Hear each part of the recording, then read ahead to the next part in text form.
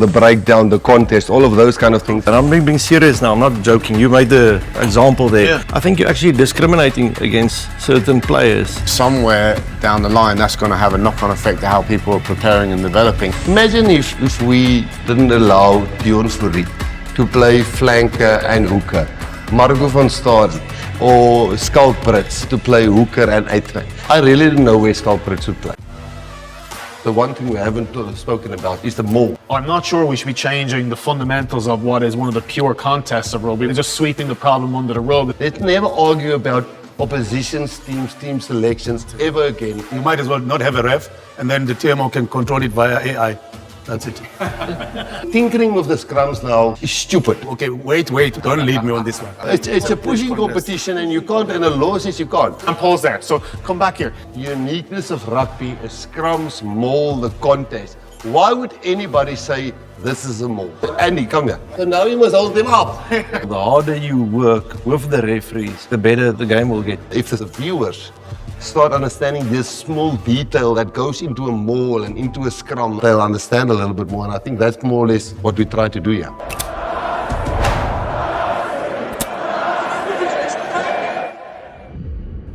When we were talking about like all the different, the way teams playing the game the way they want to play it. You told me a story before about when you went to Toulouse and the first thing you did in a training session was you went to ground when you caught the ball. Tell us that story again.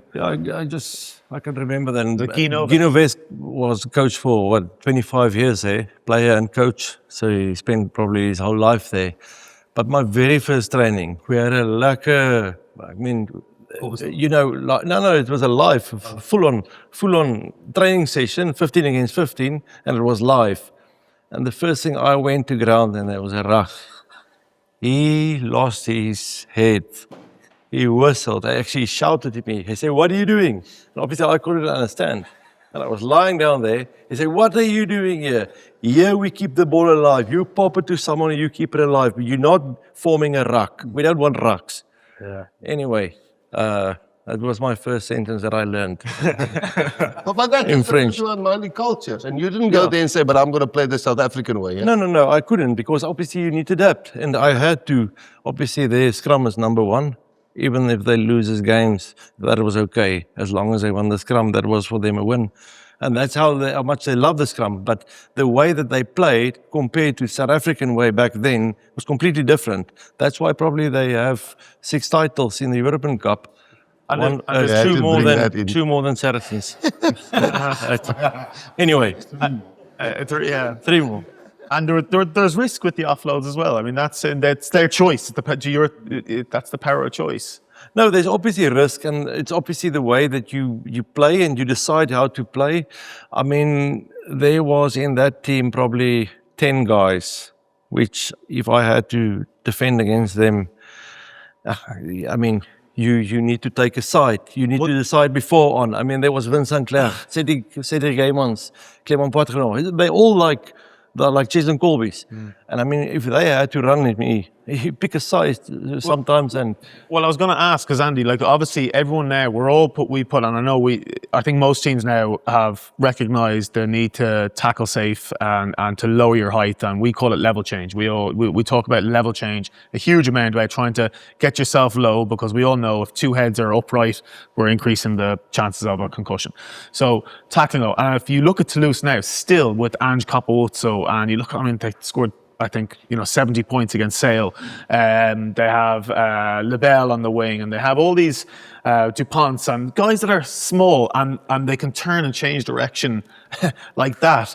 It's really difficult for the taller players of the world to, the really tall guys, and you think of some of the tallest players like Devin Toner, a guy who was nearly 7 foot at one stage, trying to tackle a guy. Ras, I know you've spoken about it before, but they've been able to tackle at that, like it's tough, but if a team chooses to pick smaller players, and then fair play to them. That's the point, Felix. And if you pick 5 Cheslin Colbys on the bench, but 3 or 4 and 3 guys in the front row, now, Cheslin Colby might step guys, but if you want to pick 5 RG Sneymans on the bench, if Don has to defend against Cheslin Colby and Cheslin Colby steps him, and people are saying, but you have to have level change and you have to wrap your arm. We know Don will probably guess which side the guy is going to step in. And he might not even touch him. And there might be a head contact. And we know it might be an accident, but we have accepted to pick the team on that balance. So if Don then makes head contact because Cheslin stepped him so much, and then we accept that because there's one thing, the safety of the game overruled. So you took a chance with your bench selection or your back line or your forward selection, and you stayed within the law. And if you then picked 8 forwards on the bench, and that one guy is so tall and Cheslin stepped in, and you made head contact, hey, we're not going to moan. It's like it happened to us. Sometimes it works for you, but you can't selectively say now, oh, that was an accident. You picked a team like that. That guy couldn't level change. It was a big front rower that couldn't tackle a fast winger. You picked 7 guys on the bench for forwards. If you picked another backline player, you might have tackled Cheslin Colby or, what was the great stepper there that you just mentioned there from front? Severies from New Zealand. I wouldn't know which way he's going to step me. Never mind. So there's pros and cons, but you have to live with it. That's why Papy said earlier, the risk of selection. I mean, you're taking a risk, obviously, because even if you pick 6 forwards, there's always a risk that, listen, you might need a back. But that's why in your selection, you must look after it. You get a guy that can maybe cover a wing, like a Kwagga, who did it in the past for us. There's always a risk. Have you ever thought about, as I said, Frikkie was there since the first professional contract was handed out in 1995. And Frikkie's done legal things for us, side things. I remember Andre Venter in the Currie Cup final, did Robbie Fleck or whoever was that. So Frikkie has seen foul play and accidents and all of those kind of things. But one thing that's interesting with people just changing and adapting the law. Frikkie, has there ever been a contract signed with a player said, I am captain of a team, or when I play number 10 for this team, or listen here, I want to be in the team is there's a 5-3 split, or listen here, I am a flanker, or when the law changes and 3 points goes to 2 points, or drop goals are not allowed. Have you ever think the value of a player with a law change? So if we sign a player, Frick, when we've come from the Free State days, he's helped even Sia when we signed him from Free State to where. So, but let's say Sia's clean out technique, or all of a sudden, because Sia's not a fetcher, he's never been a fetcher. But let's say you can't clean out like that anymore. Sia's value would have. I mean, the scrum changes. We don't always have input to the final decision when a law is trialed. It changes the fabric of the game potentially, that it removes shapes and sizes, removes types of players, types of people. Like there's a difference between applying the law within the law in a certain way. So the breakdown, applying what you deem as affecting the speed of the ball. There's a little bit of gray there. There's a little bit of gray in certain things. But when you change things fundamentally to take away one of the unique parts of the game, like we're talking about. Because you think it's going to be a spectacle. Because you think it's changed. Then I think that's on dicey territory then. That for me is risky. We signed for the string for the player. We signed a guy, Willem de Waal for the Free State. We in those days we signed players who were like the first choice at small unions and the second choice at big unions. Because we haven't won the Currie Cup those days in 29 years. And Willem, Papy, you were there. Papy was stopping mauls and everything, and he was still a second year law student, and he was only getting into refereeing. But if those laws change within that year, all our signings were terrible, because we were going according to what the law book was saying at that specific times. Imagine if we didn't allow Dion Fourie to play flanker and hooker, Marco van Staden or Skalk Brits to play hooker and eighth man. I really didn't know where Skalk Brits would play. I really did not know. He won many titles for you guys at Saracens, or a few. And he won a World Cup. And Dion Fourie was captain for the last couple. So imagine if we said, hey, you are just too short, we have to pick monsters in the front row. So Dion Fourie wouldn't have won a World Cup, he wouldn't have played flanker. Let's never argue about opposition's teams, team selections ever again if it's within the law. And the law coach only speaks about the front row, which is you need to have 3 players that can cover the front row. Do you understand? Then you must, so that it still promotes the contest. Do you understand? That's exactly what we're looking for. But all the other positions, if you want to select probably about 5 civil races, you can't tell the opposition, no, it's against the spirit of the game. we'll be in trouble. I don't know if it affected the charter, but obviously everyone could accept the head contact process, which I know you were involved in coming up with originally, and we're on calibration calls, and there's loads of really positive work that's going on there. And there was a change because safety was becoming an issue. I'm aware that Super Rugby, I think, are gonna trial some laws, which is their right in their competition. They've 100%, and it's great to see people trying innovative things. But I have a nerviness about this, based on everything that we've spoken about. Like, there is some changes fundamentally here. Would you talk us through maybe some of these bits here, and maybe we can discuss it? I don't know. Yeah. I think the intention here is to keep the game dynamic. That's what I think. So, but with a free kick, so replacing certain accidental offsides, so taking a scrum away, if you don't use the ball in 5 seconds at the caterpillar ruck or the box kick, give a free kick.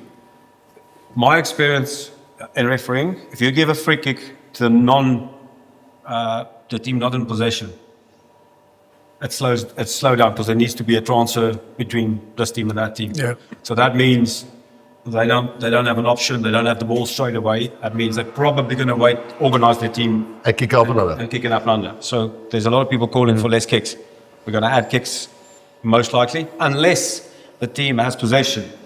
Then the 9 can, or whoever's got the ball, can tap and play and continue with that dynamic stuff. But given a lot of free kicks in my life, and I stopped giving free kicks, and at some point, because I didn't get the reward for that, unless a certain team's in possession. Well, that's a personal view, and it's not measured. This competition hopefully brings us back some data to show, but that's an anticipation. I'm aware of the Six Nations directive that have gone out to most of the head coaches, and it'll be interesting to see if some of it gets implemented or not, because I think there's probably a discussion point around some people wanting less scrums, even though we've shown that there actually is the same amount of scrums as there always has been. But I think it's probably because there are, in some cases, more resets, and therefore more time of, a lot of the time that's still ball in play. Sometimes it's ball out of play, but I think for the spectator, they just see it as, okay, here's the referee now doing another conversation, and it's another collapse, or it's another reset. So I get it from the idea of wanting to have,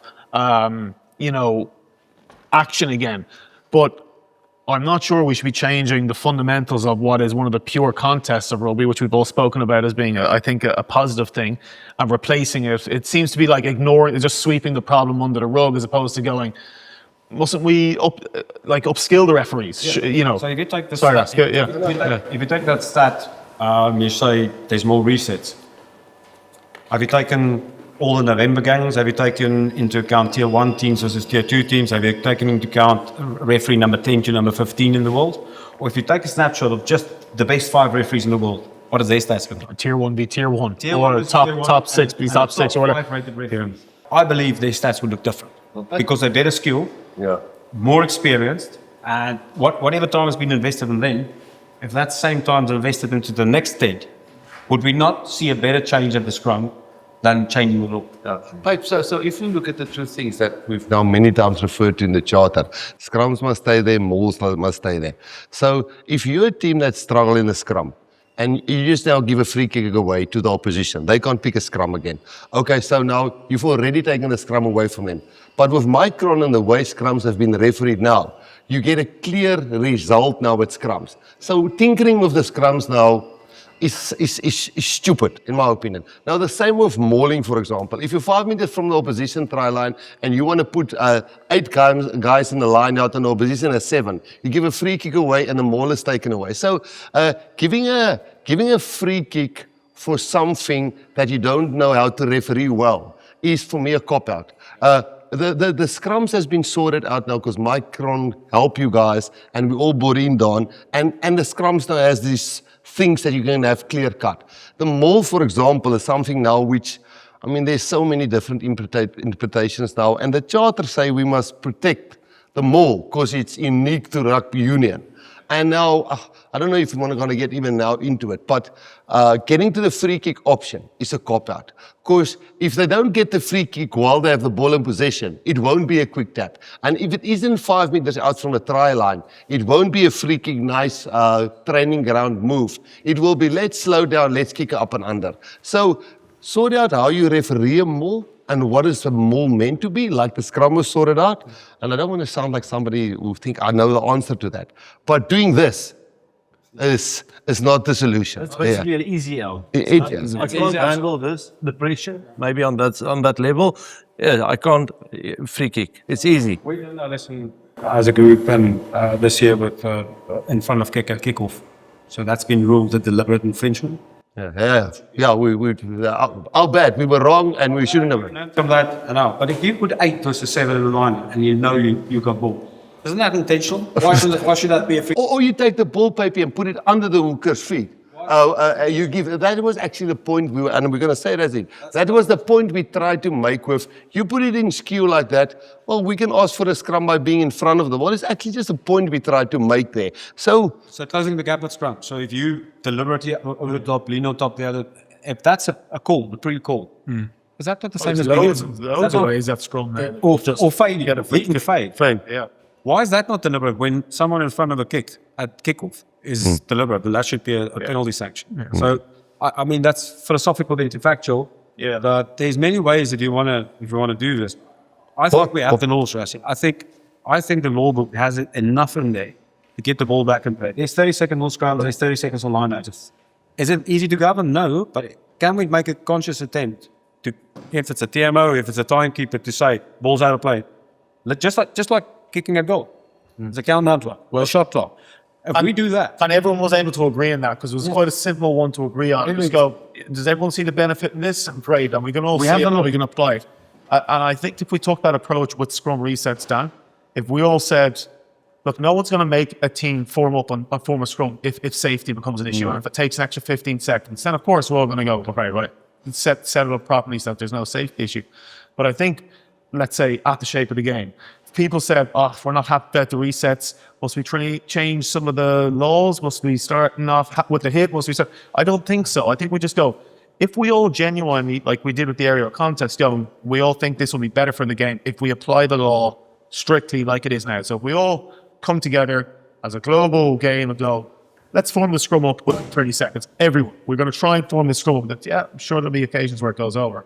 But I think that will solve a lot of problems, just like the shot clock, just like all the other the aerial contests. They never want to be the first referee, and I get it. I totally get it now. The first referee, like when we kick off or halfway kick off, the guys are all in front of the ball. You never want to be the first referee that give a scrum for that. You never want to be the first guy for putting the ball in not straight. Give a free. So I think the referees are on a tremendous amount of pressure. So it sort of must be a global decision. Like we're all gonna sort this out now. So I think it mustn't be one referee all of a sudden go like throwing a ball net not straight in a line out. Yeah. I mean, when is it on purpose not straight in a line out, and when is it a mistake? Exactly. I think it's a serious problem, not the TMO. I think one of the problems of the game is we are happy to have this discussion, but I think it's quite negative towards the TMO. So on one side, we're talking about trying to minimize the ball out of play. But I certainly know as a coach, I do not want to compromise the accuracy of the game one bit. With the amount of sponsors and the amount that's our livelihoods are on the line, your coaching, the players' dream, the fans, the amount of, with all those things you consider that go into it, particularly at the highest level, to say, well, let's save 1 or 2 minutes of broadcast time, but the right team doesn't win, doesn't feel right to me. And I want to discuss this because I don't know if we have that balance right. I think the TMOs are coming in for a lot of flack. I think they're under tremendous pressure not to want to come in. I think the referee's under pressure not to bring them in. But if we get the wrong results in a World Cup final or a World Cup semi-final when there's all this planning, then I think the integrity of the game is at play. I don't know. What do you guys think? And like we said, safety and then, fairness before we look at the spectacle. Yes, we want a spectacle, obviously, but in all of this, we have enough laws to make sure that if we have the best people around the game, those things will 9 out of 10 times be done as efficiently, as quickly as possible, without neglecting without being reckless, and getting the right outcome. But getting the right outcome, I mean, having a lovely game, it's open, flowing, we break a neck, and the wrong team wins. That's the worst result we can get, even though it was flowing and ball and play was 65 minutes. We don't want injuries, and we don't want the wrong team to win. Once again, when you look at the the ref as a CEO of the game. Do you understand? I feel like, Papes, for me, it's a reward of what they've been doing before that. Do you understand? Because once again, they also get judged from their performances. So I see refs for them to be ref, more especially the big games. It's a reward to them for the great work they've been doing. So I don't think the power of them making decisions in the game, irrespective of you've got a TMO in the game as a TMO, do you understand? Where I feel like sometimes I'm confused as a coach is sometimes when you look at the whole process, Papes, where it feels like now the TMO is the one who's making the decision. For me, I feel like the TMO must be someone who's gonna, you know what, if I see a possible foul play, then you just flag it if the ref missed it. Okay, maybe there's a foul play somewhere. Can you check this? But at the end of the day, the ref must always have the power to make the final call. But I talk about, say that the referee is the sole judge of the game and it's a World Cup final and he didn't want the TMO to come in and it's millions of dollars of money of TV rights and all of that and contracts being signed and the referee made the wrong decision because the TMO didn't come in. I would rather let the guy take 5 minutes and make the correct call in a World Cup final or a semi-final if he had the tools. And a lot of people, that's why rugby is so interesting. A lot of people disagree with that. Yes, boys, if the TMO can come in and that changed the way of what happened in that game, I think the TMO must be able to come in. I will always, and we disagree there. The ref must be the guy who's making the final call. If you see something as a TMO and you suspect something, you show it to the ref and say, listen, are you happy with this? You show him maybe once or twice, but at the end of the day, the ref must make the call because I feel like, again, the ref being in the middle of the field, it's a reward of what he has been doing great in the past couple of games. So to me, I'm against TMOs making calls. The final call. The final call, no. For me, then why do you have the ref? You might as well not have a ref, and then the TMO can control it via AI. That's it. There's something I see that frustrates coaches. Obviously, in the last season or two, I've been in the coach's box, seeing the game unfold from the background, and having been in the TMO box in the back, and then being on the field, understanding the whole dynamic. TMO often have 5 handers available to him, and sometimes we have 8 in the box. Yeah. So having 2 analysts in the box, having you, having Don, having 6 of us Specialists on different. having access, we often find, and it's not their fault. It's not. I'm not trying to say the TMOs are wrong. I'm saying we find it way quicker than them because we have more people and we have full-time dedicated people. The pictures make sense to them. It's easy to navigate the system, so everybody specializes in the systems, analysis systems, etc. And then you speak to them after the game, they show you they don't have that. They don't. So we're actually setting them up.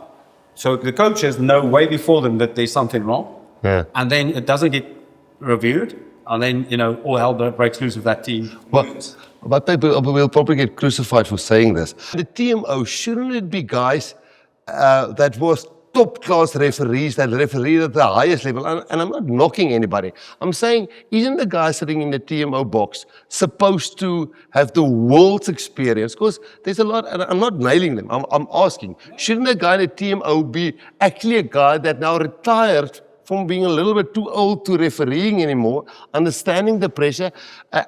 Because those guys are sometimes under more pressure than the guy actually on the field. It's a bigger call. It's a bigger call. Because when you referee your emotions and you take part in the action and your heartbeat and everything, your adrenaline. And a TMO call goes, bang, big moment. You go from 60 beats per minute to 200 beats per minute within 5 seconds, and you have to deal with this. So I agree with you. I know most of these fellas that still work in that box. It's great people. But I don't know really of one of them that's full-time.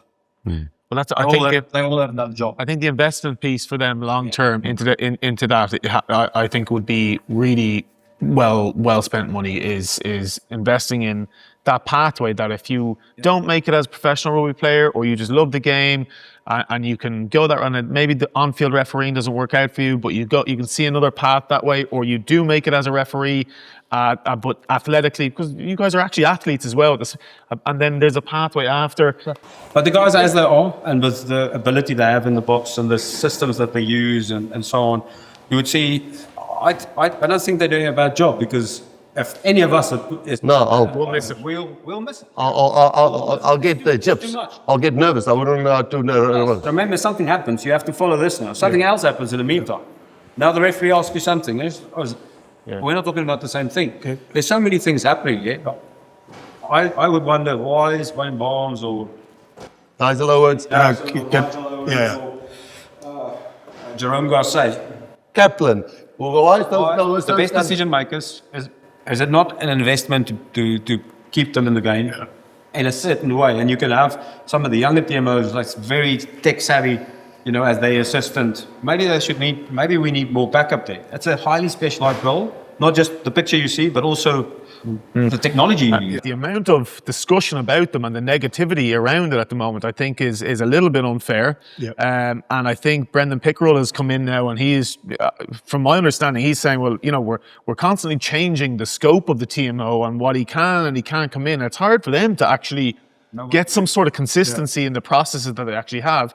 And I think the global alignment of how a TMO gets applied in the Northern Hemisphere and the Southern Hemisphere and in Super Rugby and the URC, and then they come together for a test match and it can be slightly different based on what they're used to. So I don't think we're giving them much of a chance to get it 100% right. They've not only been in charge now for a year or something. Yeah, he's only establishing the new. And he's sharp. And it sounds like people want to change it again. Yeah, and I think Brendan will. He's a sharp guy. You get it right and give the process. Yeah, Like anything But else.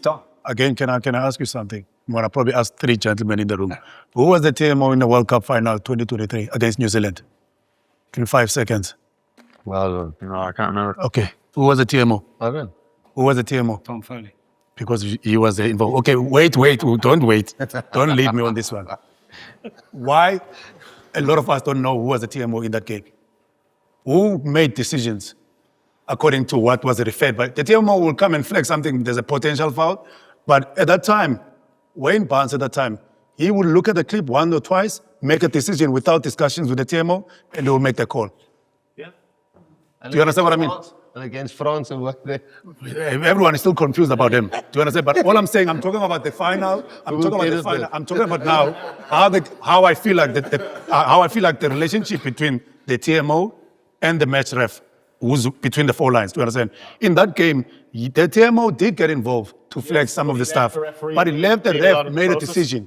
And there was not a lot of drama. I'm not saying this because we've won that final, do you understand? But all I'm saying is that I know in that game, Wayne Barnes looked at the clips, made a decision on his own. Okay, this is how I feel about this clip. And then it's a yellow card or it's a red card. And I don't think there was a massive debate after what happened there in a sense of confusion. I'm not complaining.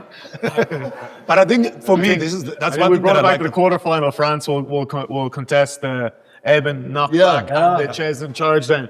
But I think the TMO was willing to come in all those instances, I suppose, is more my point, which is he knew he had to come in to get this call correct. Yep. And whether you think the referee then or the TMO who gave that information, whether they were correct or not, okay, that's up for debate. But I think we have to keep striving for accuracy and keep striving for that, rather than going, let's actually not even bother and just continue on with the game. Yeah. Oh God, that makes me nervous. Yeah. The one thing we haven't spoken about, and I touched on it now, is the maul. Yeah. If you are worried about something, there's a route in World Rugby that you send a law clarification request in, and World Rugby take it to their law committee, am I correct, or law whatever, and they come back and they circulate that and they say, this is a law clarification. Yes. So we've done a few. We've done two. We did the cannon arm in 2023 where players were picking and going and just crawling along the floor with their hand. Yeah. And we just submitted one recently around the words drag and pull. And what does that mean? Because it's included in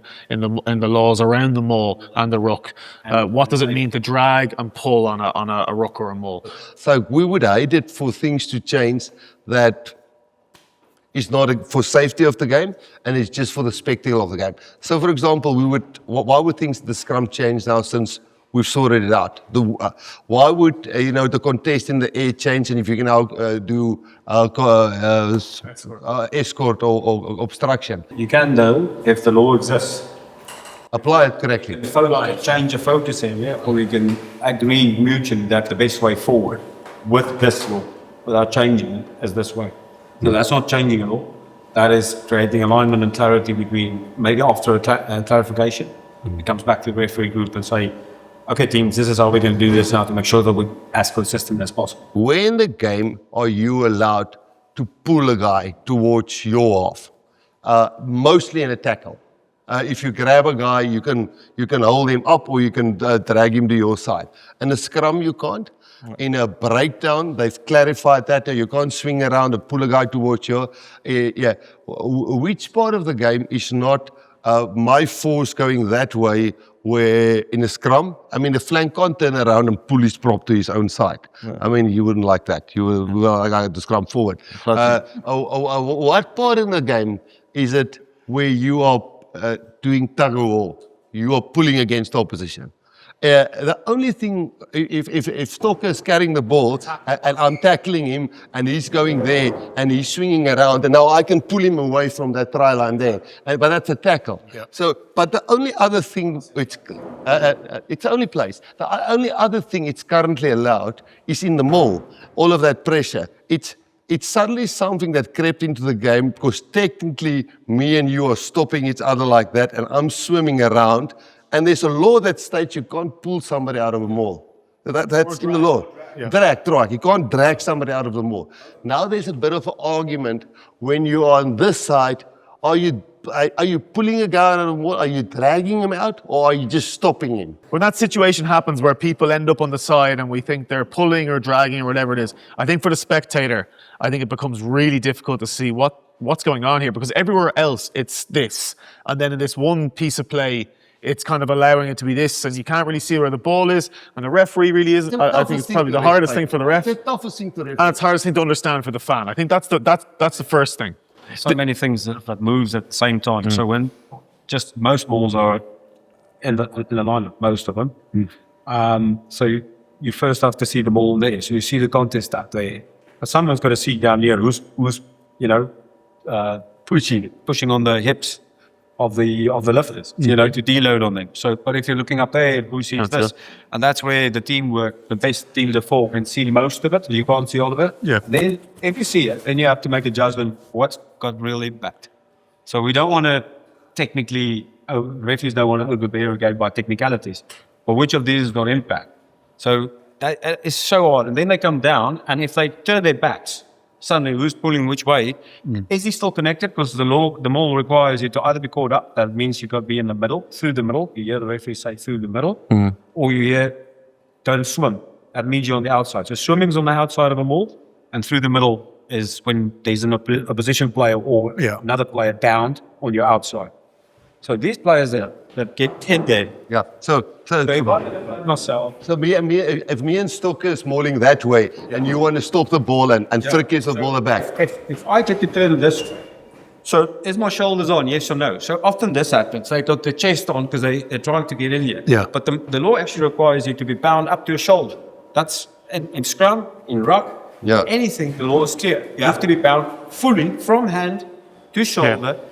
None of these players that come around here, they have their chest on. They don't have a bind. Okay, well, let's say you do, Paddy. Just do that again. Let's say you do keep your bind. So you've kept your bind, like you said. So and pause there. So come back here. At this point here, I think you can still exert force pushing back. Yeah. Now, but if you just go another, okay, and now you guys are moving forward. What are you doing now? Drag. What, exactly. My point. So are you dragging or are you pulling? What words can I use to describe you? It's drag. I'm accountable for. And what I'm asking is, why are the words then drag and pull put in the maul, put into the law around the maul? I think it's for this reason, but I think because we've gotten to the stage where, and if we look at this clip, where this has just become a norm, where if you look at the exact image that you just spoke about there, that you demonstrated, it's these three players in red here. So yellow are going that way. These red players are in that exact same position. What words must I use to describe these players? They're not pushing, certainly not. But Felix, can I listen? We're talking about any rugby at any level. We're not talking about this team playing against that team. So we are asking to say, okay, so when we sign a player now, they're probably going to say, yeah, but the maul is obstruction. Go and read the charter. Scrum, maul, those things are built into rugby to keep the uniqueness of what rugby, the identity of rugby. So a scrum, yes, it's obstruction, the ball is back at the 8th man, but that's why a scrum was developed, because it's unique to rugby. A maul was developed because it's unique to rugby. So what we now must do when we sign a player, we must now not go and see how much can he transfer his weight there and he stop a maul. Now we must now go into a gym and see how strong can he pull like this. This is now the guys that we're going to sign, because and that's on the uniqueness of rugby. I know it's a bit exaggerated what I'm saying now, but we now are saying that player, you must be able to swim to the round, and now we're going to see which player can stop 800 kilogram going that way. That's how the strength test you must do, Andy. Yeah, I don't know who's actually playing in this direction. If people, someone that watches football or supports another coach, if they come in, I want it. Yeah. who's playing which way? Because all the players are saying, Oh, okay, well, it'll take a while. I've skipped a clip of South because people will think, oh, we're just saying this because South Africa did this. But like, But leave it after a while, and then you say, I'm coming from the moon. I'm going to say now, go a little bit further, a little bit further. It's still a going, little bit further. Okay, who are playing which way? If you just show that clip and you don't show the backs and you just cut out the who's playing which way then? I don't know. Stop. So we want to not have stoppages and have scrums. That's one of the things that they try and do. All this creates the scrums. Yeah, it's holding up and creating up. This is actually creating more scrums than anything else. Yeah. But could you imagine, let's say, a blue player? So, okay, red are stopping this, and this guy's doing what we just said there, coming around, and I think he's dragging. Just start with the law. What, he has to be bound. Yeah? Is he shoulder on? No. So there's already a lead. Okay. And why would you must keep in the charter, you must have scrums and mauls in the game, if this is what's happening with ball. Why would you have this in the game? Why would anybody say, guys, uniqueness of rugby is scrums, maul, the contest? Why would anybody say this is a maul? Yeah. And the contest is a push contest, not a pulling, not a dragging Because contest. it says you can't drag a player out of a maul. How ridiculous would it be if one of these blue players went along to their side and started pulling the maul their own way like that? Exactly, yeah. I mean, it's crazy to think. It has to be equitable. You must be on your feet in the breakdown on both sides. You drag them before they drag you. The attack can start dragging first. That's it, pips, and then We've tried that at a training session because it's allowed, and we actually we tried at a training session. yeah. We said swim around, go and pull the guys on the other side out. No, you can't drag guys out. Why would a team, Dan, you're obviously in the forwards, and I have an opinion on why obviously it makes it grey. I think it makes it harder for the referee. Why would teams do this, to defend like this? In my opinion, I'll tell you mine on this, I think it's because it means they don't have to put as many players in the maul, which means they can now defend the whole field by not having to collapse their backline in. But I think Rob Baxter had a great quote. He said, all mauls are defendable, you just must pour more players in there to push. And if you do that, then it's, as the attacking team, you are silly then, if they're stopping you and putting more players in there, you are silly then not to move the ball out to where the space is. So I actually think if this was clarified, we would create more space, we would see even more tries, we would see even more great strikers. Can you go to that law where you said you can't drag a player out of the maul? Yeah. During a maul, all players must stay on their feet, all players must be caught, not blah, blah, blah. Intentionally collapse, attempt to drag. Attempt to drag an opponent out of the maul. So now technically you say, when am I dragging a guy out? So if you're the two or you're mauling against me and you've got the ball there at the back and I'm swinging around and I'm leaving you guys now and I'm ending on this side, you're going there. So now if I do this, they're saying, you're not dragging a guy out of the maul. Well, what is it? If that force is going forward, so if you're stopping, now I'm stopping the maul. Yeah. But how do you stop the maul? You're dragging. Here's the law. Here's the law. You can't drag a player out of a maul. Okay. Just do that again.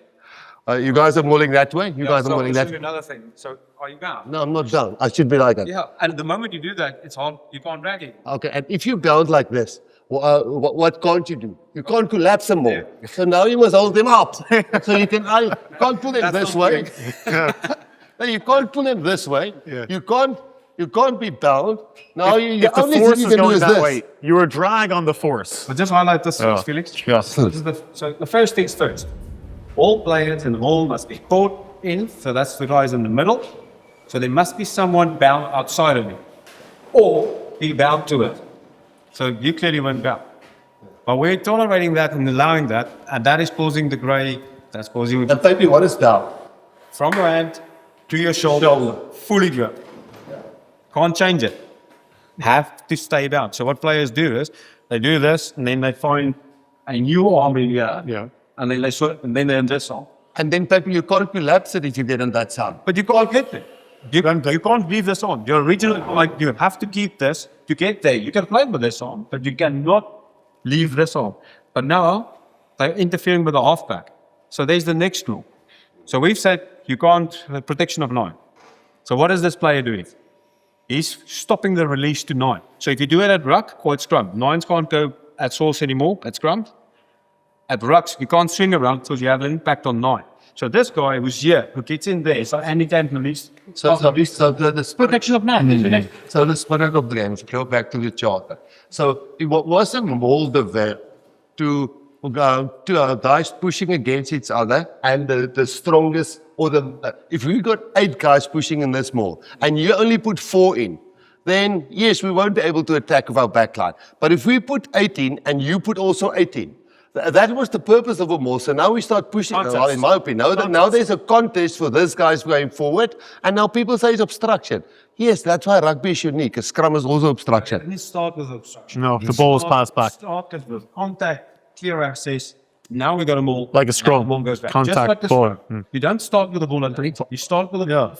So it's legal. Now we got back. And that's how the contest. Because in a line out, there's first a line out. You must first get the ball And throw it straight. and throw it straight, and then get to a contest, a pushing contest. I think it's so easy to see. I think Well, the top law 14 says is actually applying this you must much, be much more pushing, strictly. not pulling. But Dan, the top 14 currently are applying this much more strictly, where if you go almost beyond that 90 degrees or east-west or 3 and 6 o'clock, or 3 and 9 o'clock, the referees are far less tolerant in the top 14. What? And they tell the guy to get out. If your flankers in a scrum turn around and they start pulling.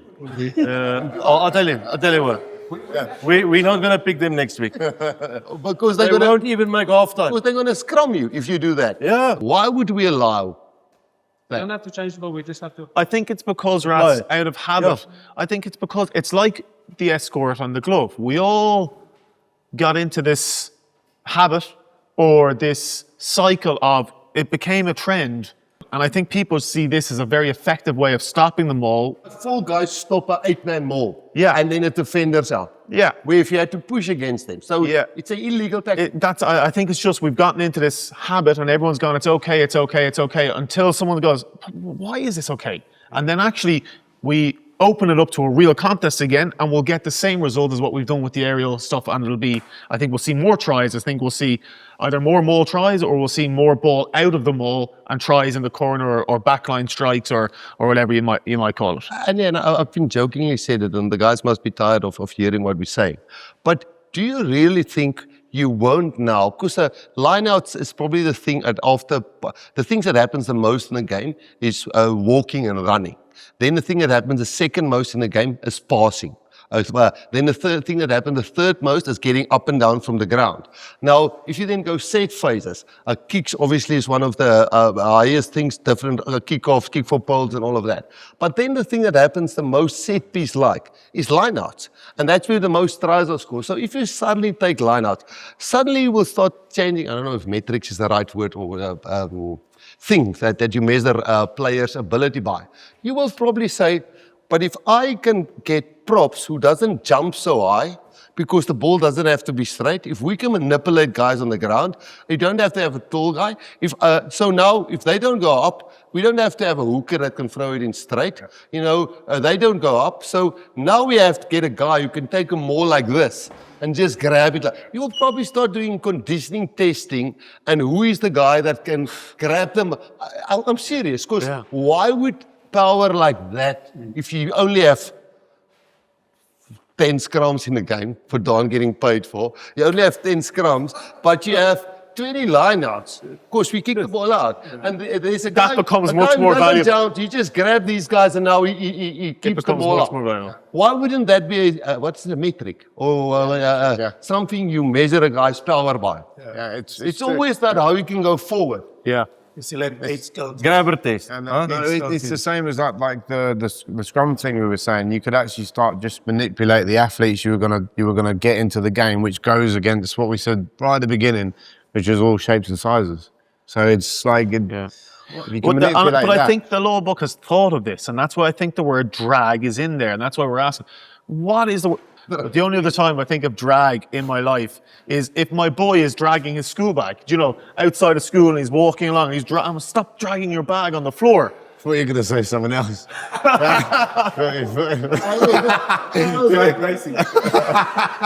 We're saying the maul is the most difficult piece in the game to referee. I think we all agree. Yeah. Why don't we make it easier for the referees? These players around the side bring a lot more judgment. Get out. It's a lot more 50-50, and it brings them back into a scrum. Yeah. No, 9 out of 10 times. Why don't we make it easier for them? Apply the law, push from your side. That's it. Just like all the other phases, it's easier for the fans, easier to coach, easier to referee. Yeah, and I think, Felix, sometimes wrongly or rightly, we all contribute to things getting better or worse sometimes. Like, obviously, we've had our hiccups in the past with TMOs and referees and bans and stuff, but we all learn from that. But I think the learning goes both ways. I mean, as I said, you know, we tried to get Nigel Owens on board at one stage to get better at what we do, and he couldn't, and Papy retired for various reasons, definitely not just because he was too old for it. He's definitely can do it on the field, but obviously he's got his own business interests and stuff, and he was, you know, we're fortunate enough to have a guy like him there, and I think getting more into their world. We sometimes live in our world and just see things from our perspective, sitting there in a coach's box. You know, you've got Don looking at the scrums, Andy looking at the conditioning, Stocker at the off-the-ball stuff, me at the guys' reactions, and the opposition's got the same thing going there. And I think what's happened over time, protocols has been put into place. System has got better. And I think with everything that we've said here, we don't expect a TMO or a referee ever to get it right. And I don't think referees expect us to get it as coaches or advisors but I think getting into one another's world and learning from things like we've talked here about, it's like anything else. You get better by getting criticized, getting sometimes slapped over your fingers, both ways, referees and us.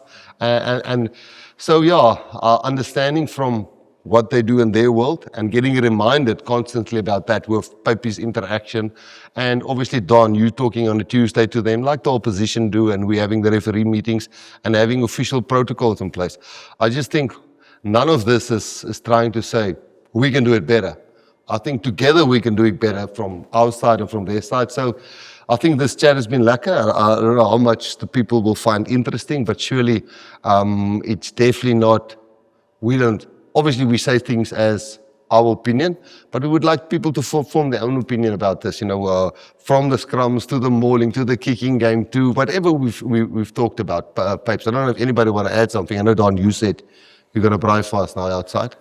So that promise still on? Promise is still on. All I think is, talking about all these areas where we can improve and they can improve, I think it's quite vital. The harder you work with the referees, and in all areas, in the scrums and the mauls and the kicking game, the more you get aligned with them and them with us, I think the better the game will get. Yeah, don't you think that's like we all have on this point on it, or doing it together, and that's how we actually talk a lot about that just within our own group. But like we have our own, we have the Springboks. We're a team, but within that team, there's the players, and they're obviously the 15 players on the team, and the 23 and the little bomb squad are also their team. Then we have our coaching team, and we're opposite an opposition coaching team and their players, and then the referees also have their team, but they. Within all of that, everyone has also their own personal ambitions, and this referee wants to be able to make it to this World Cup and play in this, and this player wants to start or be on the squad or on the bench, or we want to win a trophy or whatever. And everyone, we have all these different things, and we're competing against them, and they're competing against us. But the thing that we actually all have in common is that we all just actually love rugby. Otherwise, we wouldn't be doing it. Everyone actually loves rugby, and I think. It sounds a bit corny, but if you actually distill it all the way back down and go, if we're all actually making this decision, or we're having this conversation, or we're listening, or trying to be heard, or trying to understand that other group's point of view and you actually listen, then I think we can actually get to and really think about or disagree and have an outcome or an eventual agreement on what is the best course. I think that's a healthy way. But if we only think, well, our way is the only way and this team can't say this, or the referees are saying this and we're saying that, then we're never going to push the game forward.